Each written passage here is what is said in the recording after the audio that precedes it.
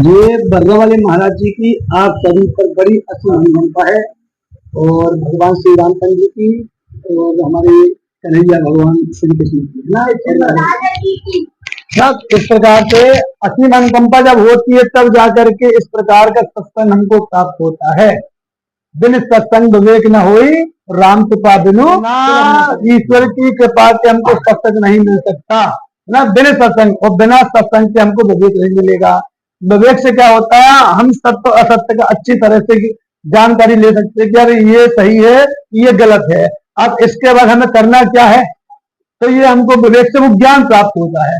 तो ज्ञान के माध्यम से हम सही रास्ते पे चल सकते हैं। आप सब तो मैं यही निवेदन करता हूँ कि आप लोग का अगर स्कूल भी चालू हो जाए तो भले आप यहाँ पर 10 मिनट के लिए आना चालू कर देंगे ना, उसके बाद भले आप यहाँ पर एक श्लोक सुना के चले आप मेरे को गीता जी का, ठीक है ना, या एक श्लोक हम सुना दें आपको, तो ये निरंतरता अगर बनी रहेगी तब आप जाकर के आप अपनी भक्ति दृढ़ कर पाएंगे। क्योंकि हमारे जीवन में अगर धर्महीनम पशु ही समाना, धर्महीन व्यक्ति पशु के समान होता है।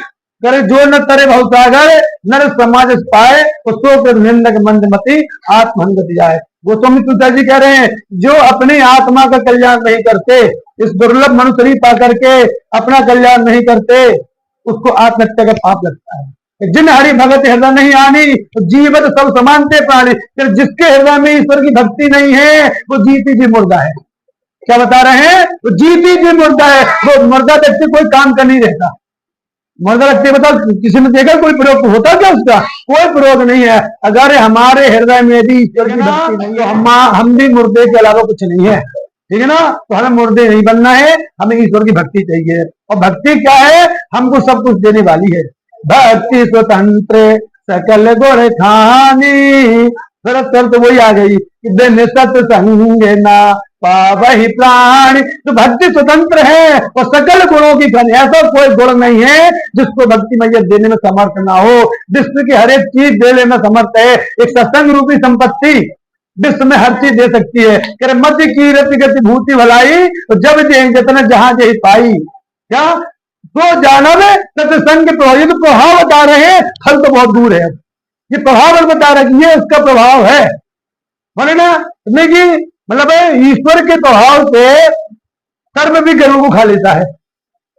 प्रभु प्रताप से गौड़ ही खाए परम लघु में छोड़ो तो सर्व का बच्चा, जबकि ये कभी संभव नहीं है। हमें तो गरुड़ ही सर्व को खाता है, ये नियम है। लेकिन प्रताप है कि प्रभु के प्रताप से सब संभव हो जाए, मतलब असंभव भी संभव हो जाता है प्रभु के प्रताप से। प्रभु प्रताप से गरुड़ ही खाए परम लघु में, छोटा सा बच्चा बता रहे हैं, छोटा सा सर्प का बच्चा गरुड़ को खा ले रहा है। किसके कारण से? एक प्रभु के प्रताप से। इसी प्रकार से आप सब छोटे से हैं जरूर हैं, लेकिन प्रभु का प्रताप है तो आप लोग भी बहुत बड़ा कार्य कर सकते हैं। जो असंभव है वो भी आप संभव कर सकते हैं। आप सबसे निवेदन कि जितना भी अगर समय बने, अगर आप लोग का 9 बजे स्कूल लगता है, आप यहाँ 7 बजे आ जाओ, 7:30 पे चले आओ वापस। आधा घंटे में आप नहा धो के भी आना, तो अपना हाथ धोना हो गया। घर पे जाके कोई होमवर्क शेष बचा तो 7:30 से लेकर के तुम 8:30 तक होमवर्क कर सकते हो।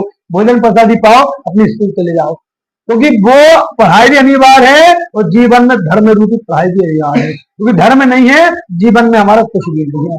और कहते हैं कि धर्म और रक्षित रक्षिता, जो धर्म की रक्षा करता है धर्म उसकी रक्षा करता है। मतलब सुख संपत्ति बिना ही बुलाए धर्मशील पर ही जाए, मतलब बिना बुलाए जाती उसके पास। क्या सुख भी और संपत्ति भी धर्मात्मा व्यक्ति हो जाए। जबकि इसके पहले हमने दृष्टांत भी दिए थे आप लोगों के लिए, मूरध्वज का और राजा हरिश्चंद्र का। देखो धर्म के पीछे कितना कष्ट सहेंगे, हमें तो कुछ भी नहीं करना। हमारा एक नियम बना लो कि हमें बर्रा आश्रम जाना है, 10 मिनट के लिए जाना है, ये भी नियम अगर बन गया। एक बार नियम का भी हमने बताया था आपको कि व्यक्ति को एक नियम बस बना ले तो नियम का क्या परिणाम मिलता है।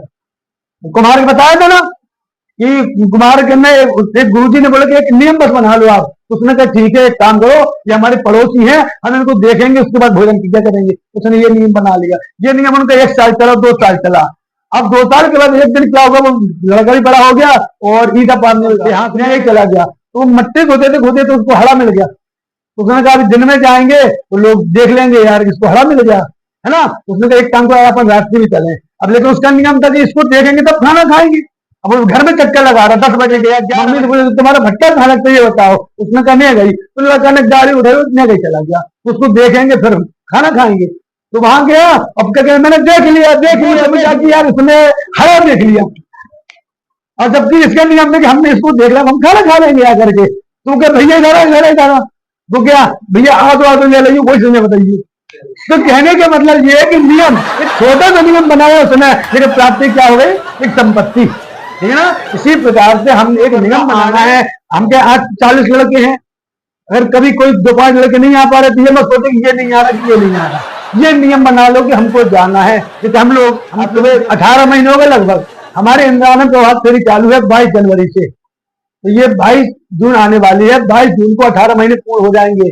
सुबह 5:30 बजे उठते हैं और फिर प्रभात फेरी में जाते हैं, और वो प्रभात फेरी हम लोग की 6:05 या 6:10 तक चलती है, 6:45 पे चालू हो जाती है और 6:05 6:10 तक संपन्न हो जाती है। उसके बाद आश्रम का टाइम आप लोगों ने देखा होगा, यही हम स्नान ध्यान करते हैं, गुरु जी को प्रणाम किए, आरती का टाइम, आरती के टाइम में आरती में पहुंच गए, और यहाँ गीता जी का पाठ। तो पहले जब आप लोग नहीं आते थे, अमित भाई और हम दोनों बस पाठ करते थे, तो हम दोनों आपस में समझते थे, बस अमित भाई बैठ जाते थे और हम रहते थे, तो ऐसे आपस में लोग समझते थे, ठीक है ना। तो इस प्रकार से हम लोगों ने नियम बना लिया, और आप लोग बस यही नियम बना लो, जाना है, ये नियम बना लोगे तो ये समझ लीजिए आप लोग की भक्ति दृढ़ हो जाएगी, मजबूत हो जाएगी, और मजबूत हो जाएगी, आप धर्म पथ पे चलते रहोगे, ठीक है ना। बस इतनी बाड़ी, इतनी बोल करके अपनी बात